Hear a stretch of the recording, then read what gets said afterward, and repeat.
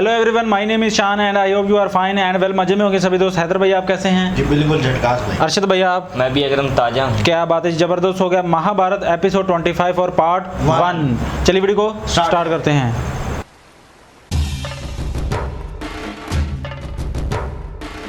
समग्र कुरु राष्ट्र को विदित किया जाता है कि कुरुकुल वधु कुंती की कोख से कुरु वंश की ज्योत प्रकट हुई है। दिव्य चिन्हों से अंकित, ऐश्वर्य गुणों से मंडित पुत्र रत्न का जन्म हुआ है।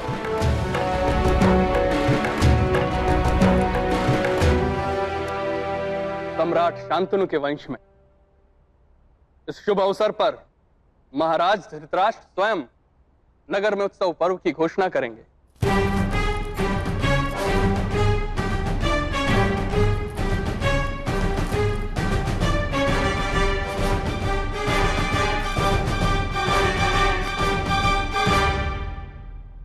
गुरुजनों और सभासदों,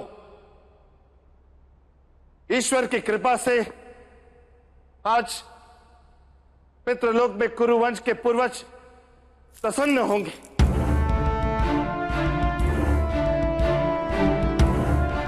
उन्हें पिंडदान देकर संतुष्ट करने वाला कुरुवंश जन्मा है।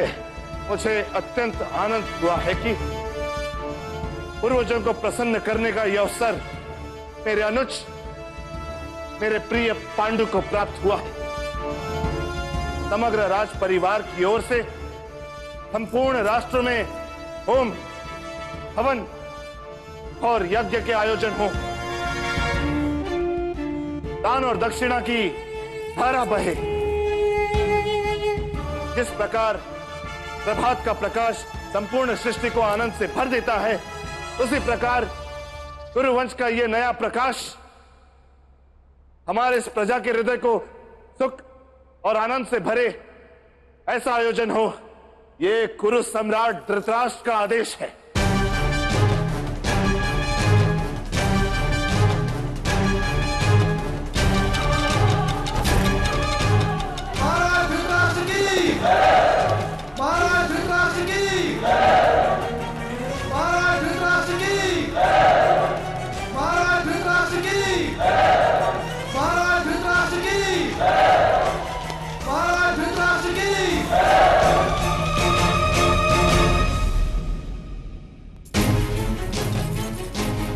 कहां है वो गांधार की कुमारी? कहां है वो मेरा दुर्भाग्य बनकर आने वाली स्त्री? महाराज, महारानी सो रही है। बड़ी कठिनाई से आज हमें निद्रा आई है। तो जगाओ से। मेरे भाग्य को सदा के लिए सुला देने वाली उसे स्वयं निद्रा किस प्रकार प्राप्त हो सकती है? गांधारी! आर्य, तुम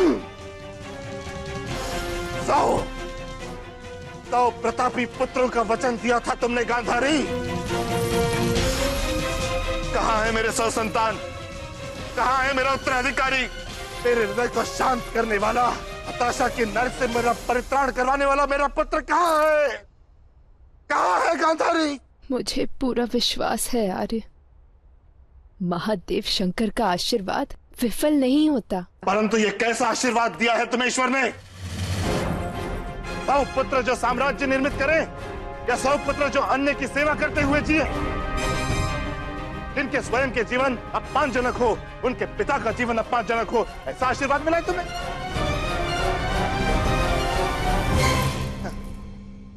वास्तव में तुम्हें कोई वरदान मिला भी था, या फिर ये सब कुछ एक छल है? अब तक तुम्हें प्रसव क्यों नहीं हुआ गांधारी? जन्म और मृत्यु का क्षण कोई भी नहीं जान सकता। इस उत्तर से मैं संतुष्ट नहीं हूं गांधारी। मुझे तुमसे सदैव निराशा ही प्राप्त हुई है। सदैव निराशा ही प्राप्त हुई है। अपने नेत्र पर पट्टी बांधकर तुमने मेरा उपहास किया, फिर भी मैंने दूसरा विवाह नहीं किया। उस कुंती को ही देख लो। पांडु तो उसके लिए सौत भी लिया है, फिर भी उसने पांडु को एक पुत्र दिया। और मैंने तुम्हें सम्मान दिया, तुम्हारी भावनाओं का विचार किया। महारानी का पद दिया, फिर भी समय पर तुमने मुझे पुत्र नहीं दिया गांधारी। इसी कारण तुमने मुझे समय पे पुत्र नहीं दिया, क्योंकि मैंने तुम्हें आवश्यकता से अधिक सम्मान दिया। हाँ, यही मेरी भूल थी। यदि तुम्हारे सामने प्रतिस्पर्धा होती तो अब तक प्रसव कर लिया होता तुमने। हाँ, मेरी ही भूल, किंतु अब इस भूल को शीघ्र ही सुधार लूंगा मैं गांधारी। जिस प्रकार समय पर तुमने प्रसव नहीं करके मुझे पीड़ा पहुंचाई, उस प्रकार अब मैं कुछ ऐसा करूंगा जिससे जीवन भर पद पद पर तुम्हें पीड़ा पहुंचेगी, पद पद पर पीड़ा पहुंचेगी, पद पर तुम्हें पीड़ा पहुंचेगी। आर्य,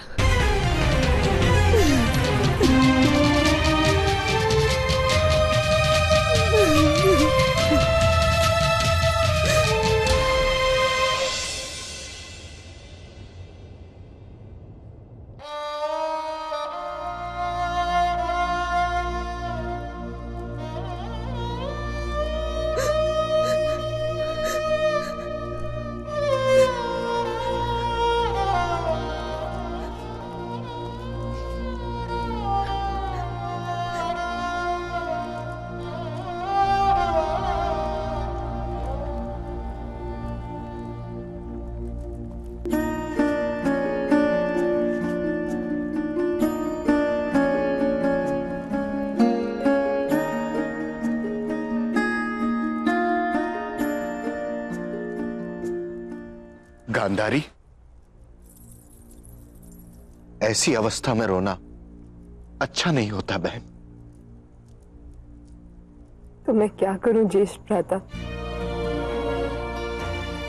जब दुर्भाग्य के मेघ मस्तक पर मंडरा रहे हो तो आंखों से ही बरसते हैं। नहीं गांधारी, नहीं, ऐसे विचार मत करो गांधारी। तुम्हारे गर्भ से स्वयं भगवान शिव का वरदान जन्म लेने वाला, इसे दुर्भाग्य कहकर भगवान का अपमान मत करो, इसे तप समझो। कितना तप, कितनी प्रतीक्षा और कितनी पीड़ा सहन करनी होगी मुझे। जितनी अधिक धूप पेड़ सहता है, फल भी उतना ही मधुर होता है। पर मेरे पति का धैर्य टूट रहा है और इसमें उनका कोई दोष नहीं है। पत्नी के रूप में मैंने उन्हें हमेशा हताशा ही तो दी है, केवल हताशा। बहुत दीर्घ प्रतीक्षा के बाद मुझे मेरे पति का प्रेम प्राप्त हुआ था। वो अमूल्य संपत्ति भी मेरे हाथ से छूट रही है।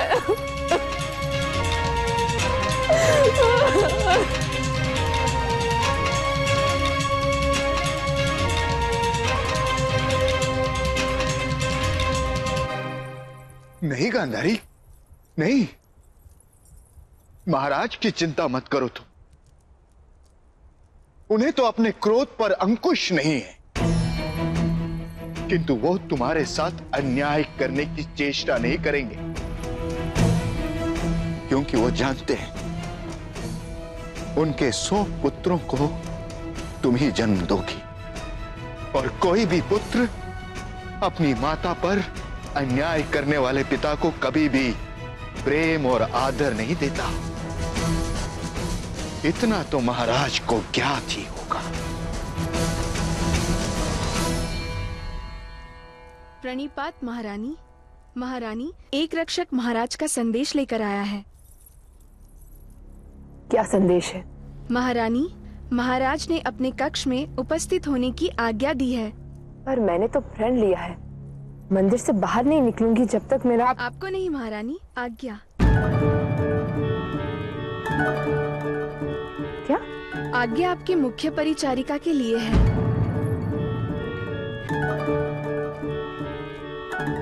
सुखता के लिए? हाँ महारानी, महाराज ने सुखदा को सज श्रृंगार करके अपने कक्ष में उपस्थित होने की आज्ञा दी है।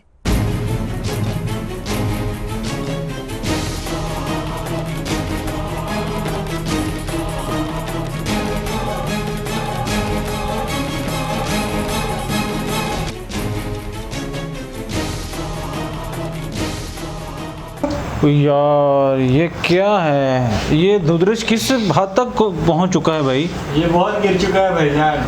ये अरे बाबा होने की- तुम ये एक्सेप्ट कर लो कि उसको भगवान ने दे दिया, पांडु को पहले पुत्र दे दिया, तो इसमें तुम्हारा क्या दोष है भाई, गंधारी बेचारी 100 का, पुत्र होने गंधारी बेचारी का क्या कसूर है भाई यार। 100 पुत्र होने ऐसे तो नहीं हो जाने। उसे तो भाई वरदान मिला है, इसलिए भाई वो तो पैदा कर सकते। लेकिन उस बंदे में हौसला ही नहीं है, वेट ही नहीं कर रहा। वो शुरू से ही ऐसे है। मैंने आपको बोला नहीं वो राजा बनने के भी काबिल नहीं है भाईजान। यार फिर भी कितना यार, इतना अहंकार अच्छा नहीं होता। ऐसे ही है। बहुत ज्यादा गंधारी कैसे बेचारी रो रही थी यार, वो बहुत ज्यादा अहंकार है यार। इस दिल में इतना क्रोध है यार, कभी तो खत्म कर लो। तुम्हें सत्ता की लालच है, कोई और लालच ही नहीं है तुम्हें। अब भाई ये भरने वाला भी शकुंती है ना, अब देख लो शकुनी? उसकी बहन भर अब आंसू निकल रहे थे ना शकुनी के भी, तो भाई अब आंसू निकलने थे, हाँ वो तो जो है शकुनी से भी बाहर हो गए। करने वाला भी वो आपने वही है। देखा नहीं जोन सा, जब उसने बताया पांडु जी के पास पुत्र पैदा हुआ। यार वो तो असल में भगवान की तरफ से वरदान था ना, नहीं, वरदान। लेकिन चलो जो भी था उन्होंने पहले जन्म दे दिया पुत्र को। उसे गुस्सा नहीं चढ़ा हुआ था, हाँ कैसे उसका मुंह भरा हुआ था। हाँ ओ हाँ, सब वो जो कह रहे थे कि अनाउंसमेंट करो पूरे दरबार के अंदर, वो कैसे उसने कैस रोब से किया कि मुझे जैसे कुछ अंदर से इसको धक्के नहीं दे रहा कि तुम बोलो बोलो तुम बोलो, बहुत जबरदस्ती बोला उसने।